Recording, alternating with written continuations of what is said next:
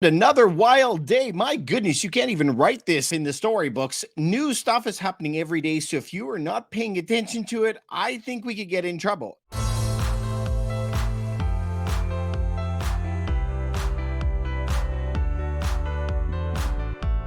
Today, we're going to be talking about credit tightening. As you guys know, that I live in Canada, but Canada and the United States are like cousins. We're the largest trading partners. In the United States, it's the world reserve currency. Canada sends almost all of its goods to the United States. We need to work together. That's why I'm always talking about both countries, and that's what we're going to be talking about today. So when we're going to take a look at what is happening today, I just need to remind you of the meeting that we had with Jerome Powell earlier in the week. If you want to take a look at that, listen to what he says about credit tightening. Please listen for those words. In light of how far we've come in tightening policy, the uncertain lags with which monetary policy affects the economy, and potential headwinds from credit tightening, today we decided to... Did you hear the potential headwinds of credit tightening? Now, the majority of people are just going to bull past that and not pay any attention to that because they don't actually know what that means and how it impacts them in their regular everyday life. I'm going to cut to the end of the story now and just tell you that means much higher interest rates. Let me explain, because I know that in Canada we had a pause. We also had a pause in the United States. But guys, when there's a pause, there's a difference between an advertised rate and the rate that is specially designed for you. That's what we're going to be talking about today, because we're seeing this all over with clients every single day getting shocked about the rates that are increasing. So this is the news that came out of Canada today. So for those of you who don't know, there is basically a monopoly on banks. There's only like 5 or 6 of them in Canada. They have the majority of the business. Okay. So these big banks are all governed by this government institution called OSFI, Office of the Superintendent of Financial Institutions. So this is what all the fuss is today. This 3.5% total weighted risk assets. So you and I know, what the hell does that mean? Okay. Because unless you heard of this before, I can tell you right away that you probably have never heard of it, and it doesn't actually mean anything when you hear that. But let me give you the nuts and bolts. What it means is a rainy day fund, just in case something goes funky. Imagine you went and talked to your boss, and the boss is telling you right now that you may lose your job. You're going to get a little bit panicky about it, and you're going to save up some cash for that rainy day.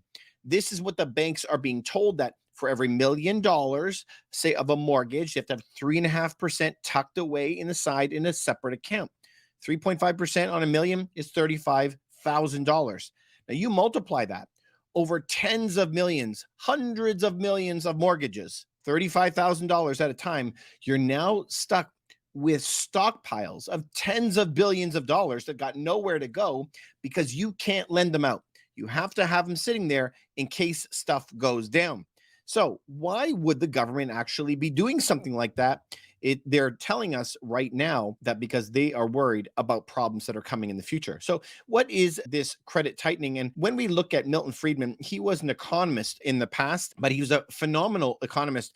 But he always says the primary problem is most people acknowledge and accept that interest rates is the price of credit. This is what we're always looking at. What is the credit interest? What is the credit interest? But nobody pays attention to the volume of credit, how important credit is to build businesses and build people.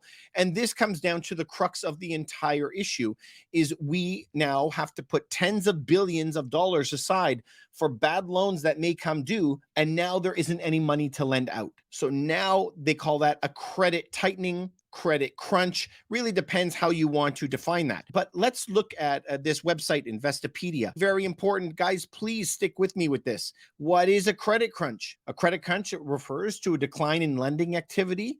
A decline in lending activity.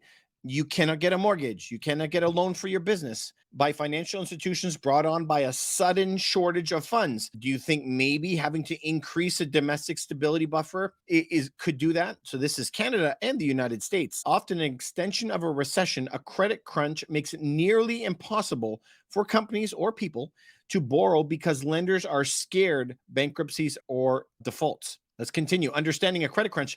A credit crunch is an economic condition in which investment capital is hard to secure. You can't get a mortgage. Does that sound familiar? I mean, this is what's happening to all of our clients today. They can't get a mortgage. Banks and other traditional financial institutions become wary of lending funds to individuals or corporations as they are afraid that the borrowers will default. And here comes the pain in the butt. This causes interest rates to rise as a way to compensate the lender for taking on this risk. Could be called a credit squeeze, credit crisis. And how does this happen, you might say? How does this happen? I think this is important. A credit crunch often follows a period in which lenders are overly lenient in offering credit. Oh my goodness. Does this sound like 2020 and 2021 to you when they were just so eager to lend out cash to anybody who had a heartbeat?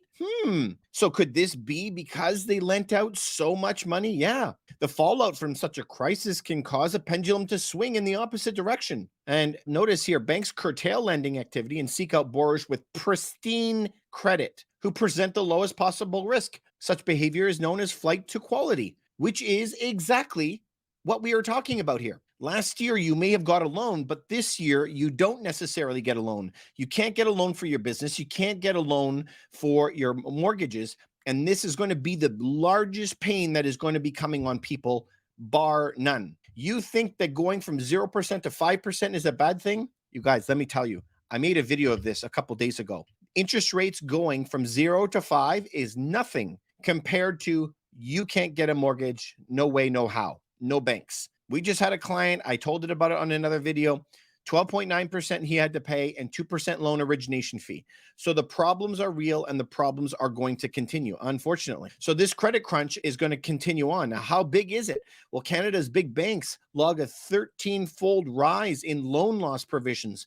Why do you think that the banks now are doing this? Why do you think the banks are putting so many billions of dollars aside? Canada's top 5 banks put aside these loan losses since 2020. Right now, in one quarter of 2023, the first 3 months, they were putting over $1 billion per month aside. Imagine the United States is 10x that. All of the big Canadian banks singled out elevated risks in North America's commercial real estate and why they keep on adding it to. Just check our history. We have videos on commercial real estate where we're afraid of it as well. If we want to branch out from that, let's take a look at the Office of the Superintendent of Financial Institutions. It's a mouthful, OSFI. These guys are the ones, and they're trying to tell you why they decided to raise this up. Why do you think that they want you to put even more money aside? Their rationale that they assess vulnerabilities remain elevated and rising, highly indebted households and corporates more vulnerable to shocks, and principal payments have declined. People are not paying down their properties. They could barely keep up with the interest. And notice this, 12% of uninsured mortgage borrowers are only covering interest payments or are negatively amortizing impacts. So hang on a second. We need to understand that if you were telling me that 12% of people are not paying their mortgages, they're adding to the length of time that it is. So we have one client, 101 years is how long it's going to take them to pay off that mortgage. 101 years. Are we understanding how bad that is? 12%. Please remember that all the nightmare that you saw in 2008 and 2009 was a result of 4.5% of United States had problems with their mortgages. They went into foreclosure. 4.5. And you're telling me already we're at 12% and we haven't seen anything. Home prices are still going up. We have to be grown up and have an honest conversation with ourselves and say there is a problem here. So it says housing prices have begun to rise again in recent months as the supply of new listings and inventory remain near historical lows. That is one part of it, right? One part. But the other part that we're talking about is these extended amortizations where we're letting people pay off their homes in 70, 80, 90-year amortizations. That's cuckoo. And that's a big problem, right? And that's the majority of why inventory is so low. Why would anyone ever sell if they were locked into a 2% mortgage or they could get an 80-year mortgage? I mean, why not? But there's problems that will come from that. At the end, we'll cover that in a bit. The risk environment is expected to be characterized by heightened uncertainty as the effects of higher interest rates take hold. Now, of course, we cannot tell you exactly the day that this is going to happen. I don't know the exact day, the exact moment, but I can tell you forever, for as long as math has existed and mortgages have existed, home price plus interest rate has to equal your salary. That's it. You have to be able to pay off your loan. And so this is tale as old as time. If interest rates go up, we're going to see an effect in the prices. It takes time though. Like you guys know, I'm always talking about the lag effect. It's 18 months for it to actually take effect after the rate hike.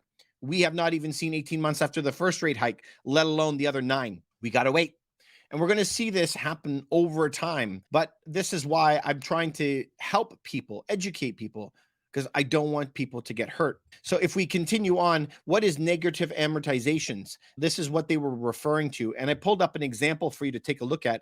Imagine in month 1, the first installment here, you have a $300,000 loan. I know this is hilarious because no home in Toronto where we are is even close to that. Most people are over $1 million. But notice that the payment is $2,000, but the interest on that loan is $3,000. Can you see that? You're $1,000 short. So what they do is they add the $1,000 to the closing principal. At the beginning of the month, you owed $300,000. And at the end of the month, you owe 301. At the end of month 2, you now have to pay interest on $301,000. Now you have a $2,000 payment. You have $3,010 worth of interest. So now they just have to stack it on to the end. And if you just take a look at the end during a 1 year, it's going up and up and up and up every single month. Now in Toronto, where I am, this is probably triple that. So imagine your interest going up, your property mortgage going up $100,000 a year, because that's what we're seeing today. This is a big problem. So if we look at the United States has high inflation. Canada is having high inflation. But if we take a look at the consumer price index in the United States right now, you could see where it has a section for shelter right here. And if we look at year over year, it's at 8%, rent up 8.7%. Very, very high. It is skyrocketing. Okay. Why is my question to you? Why is shelter going so high? If you take your house price and you add a ton of interest, now it's costing the landlord a huge amount of money in order to have that property. He's losing big. So if he can raise the rent, he's going to try to cover his cost, and he should. And now rents are skyrocketing because interest rates have gone up. Now that the rents are up, it measures as high inflation. So then they have to raise up the interest rate again. Do you notice this doom loop, this doom spiral that we're on? Again, you've raised the interest rates up, so rent has to go up, which now reflects in high inflation.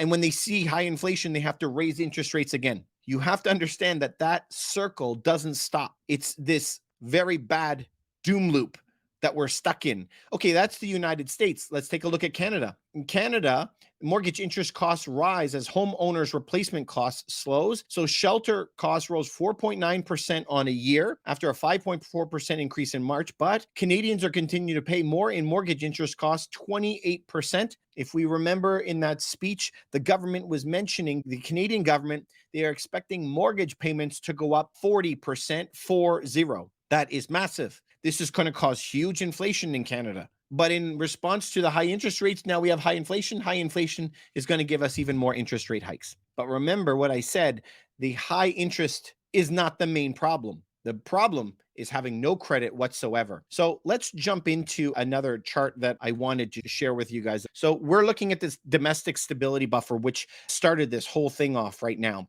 The domestic stability buffer is the one that is putting cash aside in case something was going to go down, okay? We would do this. We would call it a rainy day fund if it was me or you trying to save some money. So if we take a look at this, okay, domestic stability buffer, in 2019, it was at 2.25%. Can you see that right there?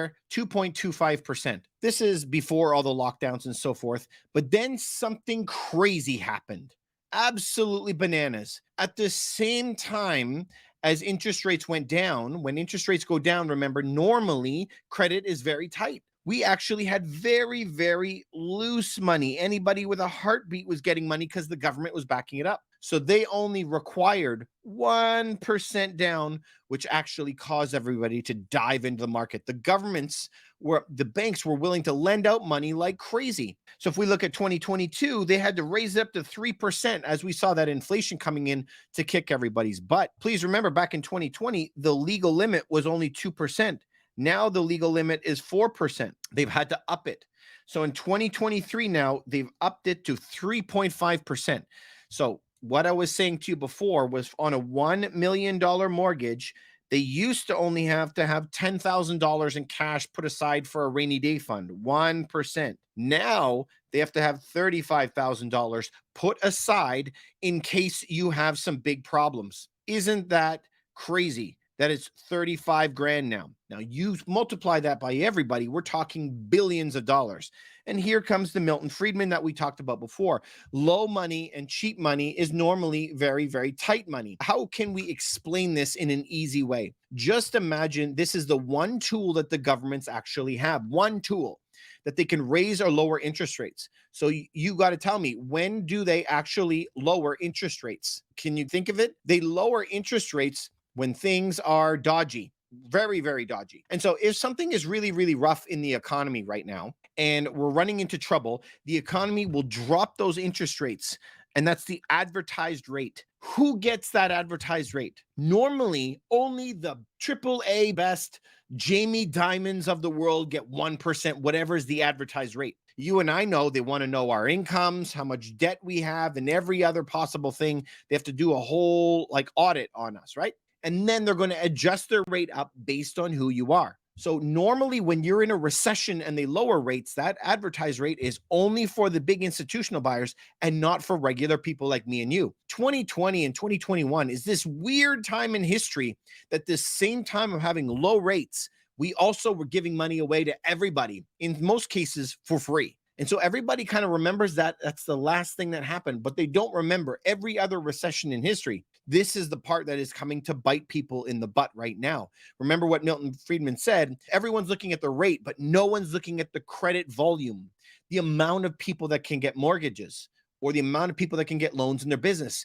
What you're seeing today is that majority of people cannot, and they're not refinancing at the rates that they were before. Let's jump back into this because we got to continue on with this because I got more stuff for you. So we're keep on bouncing back to what we had talked about before. We were talking about Milton Friedman, that low money, okay, or cheap money when it's at 1% does not mean that everyone can get it.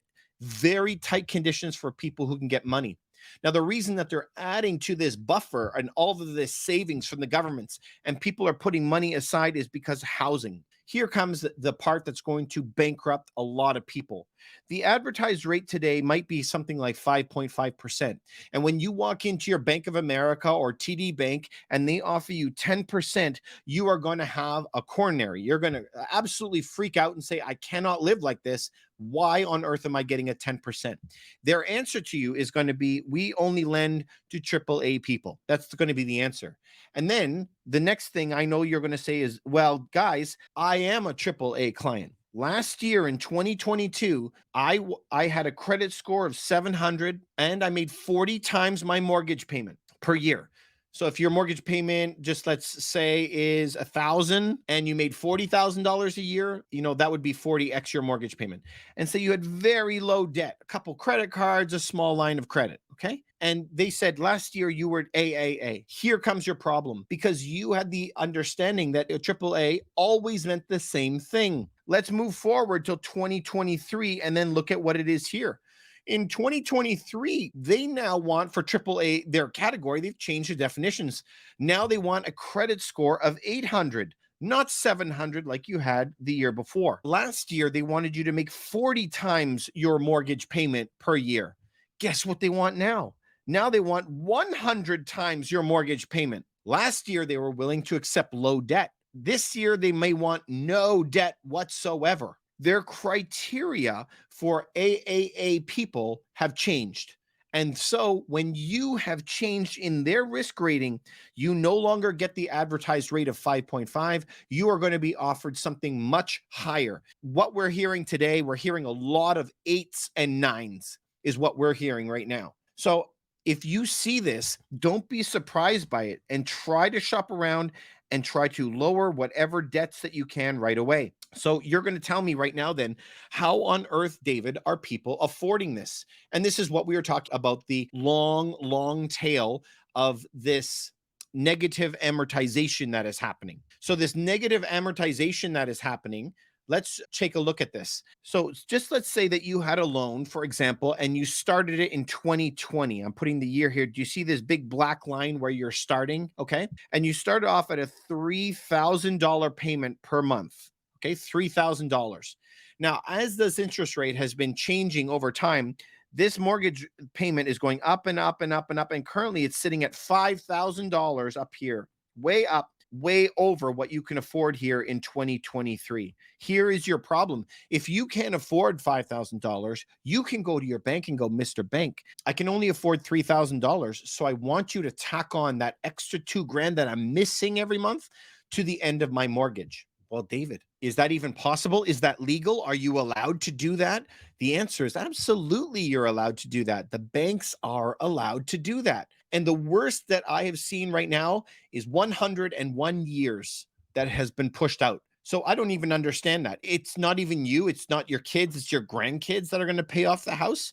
How crazy is that? But wait, 101, they take the total payment that you owe and divide it by what your monthly payment is. That's how they come out to 101 years. But David, I thought you said that you're not allowed to have a mortgage over 25 years, and you are correct. The question is when? So if we take a look at this chart again and pay attention to these couple lines.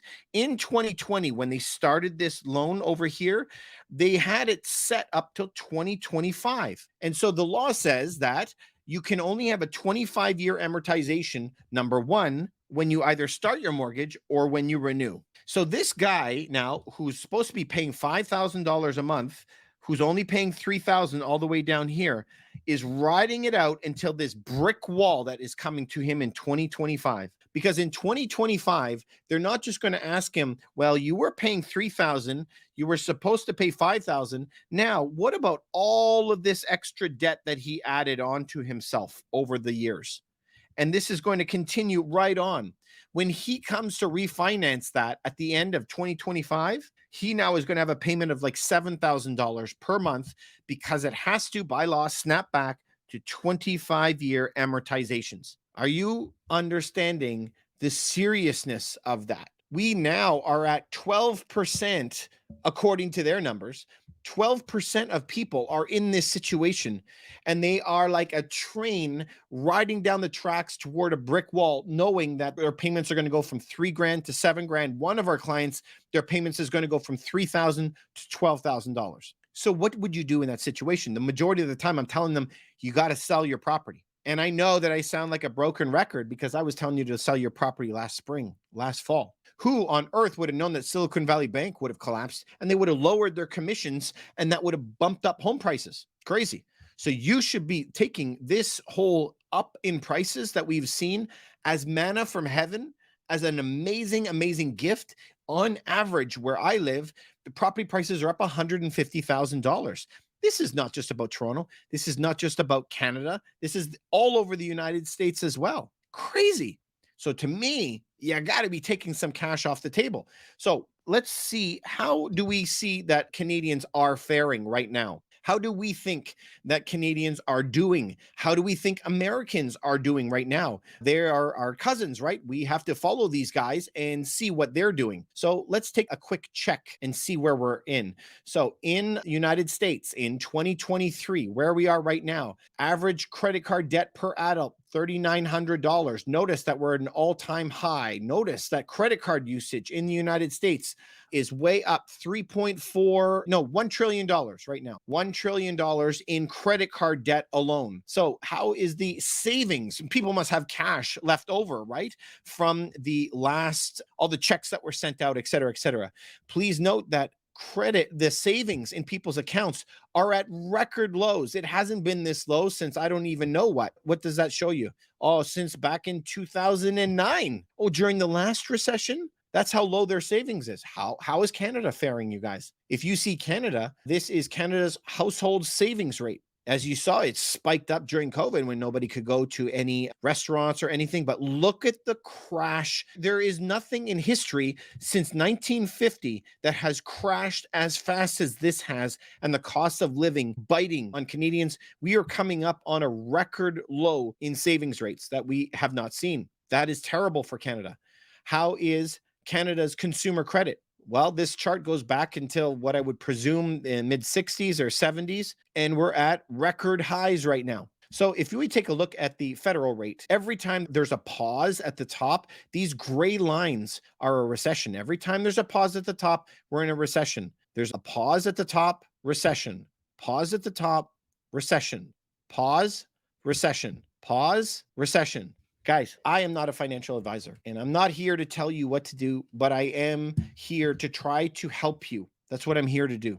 We have to put some things together. United States is one of the largest and most important economies in the world, and the world reserve currency. Canada is tied to the hip to the United States, period. Everything that we do is for them. So if we're seeing across the board, Canada and United States, 400 million people that all have record low savings rates, record high credit card usage, and a tsunami of debt that is rolling over in the commercial real estate and the residential real estate. It's not that nobody is paying attention to it.